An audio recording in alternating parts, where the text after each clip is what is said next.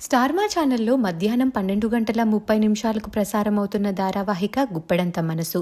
2020 December 7న start అయిన ఈ serial గత 3 సంవత్సరాలుగా ప్రేక్షకుల్ని అలరిస్తూనే ఉంది. టైమింగ్స్ చేంజ్ చేస్తున్న మంచి టీఆర్పీ రేటింగ్స్ని సొంతం చేసుకుంటోంది గుప్పెడంత మనసు. ఈ సీరియల్ ద్వారా రిషిగా ముఖేష్ గౌడ తెలుగు బుల్లితెరకు పరిచయం అయ్యారు. రిషి క్యారెక్టర్లో తనదైన నటనతో లక్షలాది మంది అభిమానాన్ని సొంతం చేసుకున్నారు ముఖేష్. అయితే గత కొన్ని నెలలుగా తను సీరియల్లో కనిపించట్లేదన్న సంగతి తెలిసిందే. తను రాకపోవడానికి ఎవరెవరో ఏదో రీజన్స్ చెప్తున్నప్పటికీ నిజమేంటనేది ఎవరికీ తెలియదు. ఫ్యాన్స్ మాత్రం రిషి లేకపోవడంతో చాలా డిసప్పాయింట్ అవుతున్నారనే చెప్పాలి.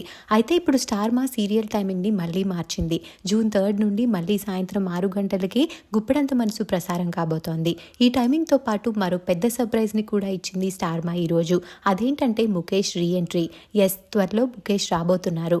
యంగ్ అండ్ డైనమిక్ ఎండి భార్య, ఫ్యామిలీ మరియు స్టూడెంట్స్ అతన్ని ప్రేమిస్తారు. కానీ గత కొంతకాలంగా కనిపించట్లేదు.